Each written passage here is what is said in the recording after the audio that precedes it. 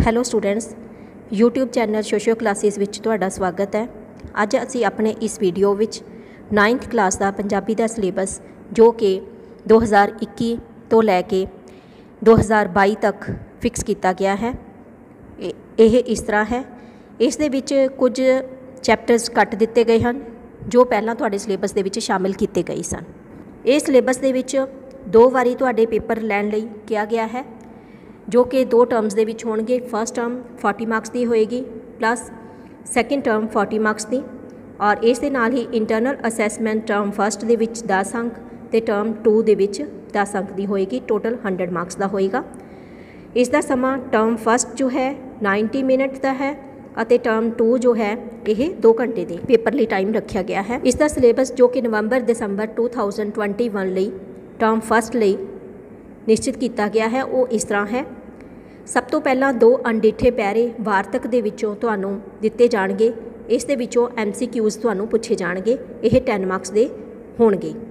ਫਿਰ ਹੈ ਅਣਡਿੱਠੀ ਕਾਵ ਟੁਕੜੀ ਦੇ ਨਾਲ ਸੰਬੰਧਿਤ ਤੁਹਾਨੂੰ 5 MCQs ਪੁੱਛੇ ਜਾਣਗੇ। ਇਹ ਵੀ 5 ਨੰਬਰ ਦਾ ਹੈ। ਇਸ ਤੋਂ ਬਾਅਦ ਵਿਆਕਰਨ ਜਿਸ ਦੇ ਵਿੱਚ ਵਿਰੋਧੀ ਸ਼ਬਦ ਹੈ, ਇਸ ਦੇ ਵਿੱਚੋਂ ਵੀ MCQs ਹੈ। ਇਹ 4 ਨੰਬਰ ਦਾ ਹੈ। ਫਿਰ ਹੈ ਲਿੰਗ ਬਦਲੋ, ਇਸ ਦੇ ਨਾਲ ਸੰਬੰਧਿਤ ਵੀ MCQs ਹੋਣਗੇ 4 ਨੰਬਰ ਦਾ। ਸ਼ਬਦ ਸ਼ੁੱਧੀ ਨਾਲ ਸੰਬੰਧਿਤ ਵੀ MCQs, ਇਹ ਵੀ 4 ਨੰਬਰ ਦੇ ਹੋਣਗੇ।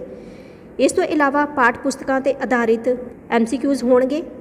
ਕਹਾਣੀਆਂ ਦੇ ਵਿੱਚੋਂ ਜੋ ਕਿ ਤੁਹਾਡੇ ਸਿਲੇਬਸ ਦੇ ਵਿੱਚ ਕਹਾਣੀ ਦੇ ਵਿੱਚੋਂ MCQs 4 ਨੰਬਰ ਦੇ ਹੋਣਗੇ ਅਤੇ ਇਸ ਦੇ ਲਈ ਤੁਹਾਡੇ ਸਿਲੇਬਸ ਦੇ ਵਿੱਚ ਫਸਟ ਟਰਮ ਦੇ ਵਿੱਚ ਸਿਰਫ ਜਨਮ ਦਿਨ ਕਹਾਣੀ ਜੋ ਕਿ ਸਵਿੰਦਰ ਸਿੰਘ ਉੱਪਲ ਜੀ ਦੁਆਰਾ ਲਿਖੀ ਗਈ ਹੈ ਸ਼ਾਮਲ ਕੀਤੀ ਗਈ ਹੈ।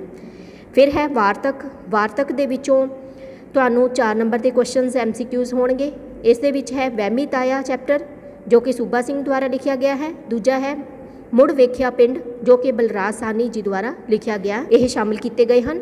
ਫਿਰ ਹੈ ਕਵਿਤਾਵਾਂ ਸਮਾਂ ਜੋ ਕਿ ਭਾਈ ਵੀਰ ਸਿੰਘ ਜੀ ਦੁਆਰਾ ਲਿਖੀ ਗਈ ਹੈ ਅਤੇ ਵਿਸਾਖੀ ਦਾ ਮੇਲਾ ਜੋ ਕਿ ਧਨੀ ਰਾਮ ਚਾਤ੍ਰਿਕ ਜੀ ਦੁਆਰਾ ਲਿਖੀ ਗਈ ਹੈ। ਇਹਨਾਂ ਦੋਨਾਂ ਕਵਿਤਾਵਾਂ ਦੇ ਵਿੱਚੋਂ 5 ਨੰਬਰ ਦੇ MCQs ਪੁੱਛੇ ਜਾਣਗੇ। ਇਸ ਤਰ੍ਹਾਂ ਦੇ ਨਾਲ ਇਹ 40 ਮਾਰਕਸ ਦਾ ਤੁਹਾਡਾ ਪੇਪਰ ਹੋਏਗਾ ਔਰ ਇਹ ਸਿਰਫ ਤੇ ਸਿਰਫ MCQ ਬੇਸਡ ਹੋਏਗਾ। ਇਸ ਤੋਂ ਇਲਾਵਾ ਤੁਹਾਡੀਆਂ ਇਸ ਦੀਆਂ ਬੁੱਕਸ ਦੇ ਨਾਮ ਦਿੱਤੇ ਗਏ ਹਨ। ਸਾਹਿਤਮਾਲਾ 9 ਤੇ ਮਨਗੀ 9, ਇਹ ਪੰਜਾਬ ਸਕੂਲ ਸਿੱਖਿਆ ਬੋਰਡ ਦੇ ਦੁਆਰਾ ਪ੍ਰਕਾਸ਼ਿਤ ਕੀਤੀ ਗਈ ਹੈ। ਇਸ ਤੋਂ ਬਾਅਦ ਹੈ ਫਸਟ ਟਰਮ ਦੇ ਵਿੱਚ ਇੰਟਰਨਲ ਅਸੈਸਮੈਂਟ ਜੋ ਕਿ ਤੁਹਾਡੇ ਟੈਸਟ ਜੋ ਸਕੂਲ ਵੱਲੋਂ ਲਏ ਜਾਂਦੇ ਹੈ ਉਸ ਦੇ ਬੇਸ 'ਤੇ 3 ਅੰਕ ਤੁਹਾਡੇ ਲਗਾਏ ਜਾਣਗੇ ਔਰ ਇਹ ਟੈਸਟ ਜੋ ਕਿ ਫਸਟ ਟਰਮ ਦੇ ਵਿੱਚ 1 ਟੈਸਟ ਅਤੇ ਸੈਕਿੰਡ ਟਰਮ ਦੇ ਵਿੱਚ 2 ਟੈਸਟ ਲੈਣ ਲਈ ਕਿਹਾ ਗਿਆ ਹੈ।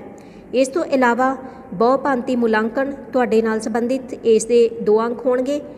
ਕੋਈ ਲਿਖਤੀ ਕਾਰਜ ਜਾਂ ਪੋਰਟਫੋਲੀਓ ਬਣਾਉਣ ਲਈ ਤੁਹਾਡਾ ਟੀਚਰ ਕਹਿਣਗੇ ਉਹ ਤੁਸੀਂ ਕਰਨਾ ਹੋਏਗਾ ਕੰਮ, ਉਸ ਦੇ 2 ਅੰਕ ਹੋਣਗੇ ਅਤੇ ਐਕਟੀਵਿਟੀਜ਼ ਨਾਲ ਸੰਬੰਧਿਤ ਜਿਵੇਂ ਕਿ ਕੋਈ ਪ੍ਰੈਕਟੀਕਲ ਕਾਰਜ ਜਾਂ ਬੋਲਣ ਸੁਣਨ ਕਿਰਿਆਵਾਂ ਜਾਂ ਕੋਈ ਪ੍ਰੋਜੈਕਟ, ਇਸ ਦੇ 3 ਅੰਕ ਹੋਣਗੇ।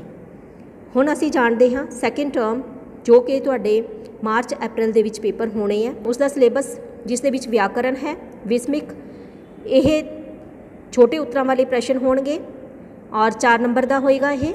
ਫਿਰ ਹੈ ਮੁਹਾਵਰੇ ਊੜੇ ਤੋਂ ਲੈ ਕੇ ਹਾਹੇ ਤੱਕ, ਇਸ ਦੇ ਵਿੱਚ ਵਾਕਾਂ ਵਿੱਚ ਵਰਤਣ ਦੇ ਲਈ ਤੇ ਇਹਨਾਂ ਦੇ ਅਰਥ ਸਪਸ਼ਟ ਹੁੰਦੇ ਹਨ ਮੁਹਾਵਰੇ ਦੱਸੇ ਜਾਣਗੇ ਔਰ ਇਸ ਦੇ ਵੀ 4 ਨੰਬਰ ਹੋਣਗੇ। ਫਿਰ ਹੈ ਲੇਖ ਰਚਨਾ, ਇਸ ਦੇ ਵਿੱਚ 3 ਲੇਖ ਦਿੱਤੇ ਜਾਣਗੇ ਤੇ ਨਾਲ ਨੁਕਤੇ ਵੀ ਦਿੱਤੇ ਜਾਣਗੇ। 200 ਸ਼ਬਦਾਂ ਦੇ ਵਿੱਚ ਤੁਹਾਨੂੰ ਲੇਖ ਲਿਖਣ ਲਈ ਕਿਹਾ ਜਾਵੇਗਾ, ਇਹ 8 ਨੰਬਰ ਦਾ ਹੋਏਗਾ।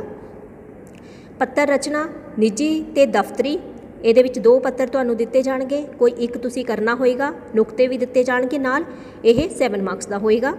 ਫਿਰ ਹੈ ਪਾਠ ਪੁਸਤਕਾਂ 'ਤੇ ਆਧਾਰਿਤ ਅਤ ਛੋਟੇ ਉੱਤਰਾਂ ਵਾਲੇ ਪ੍ਰਸ਼ਨ ਜੋ ਕਿ 1-1 ਨੰਬਰ ਦੇ ਹੋਣਗੇ।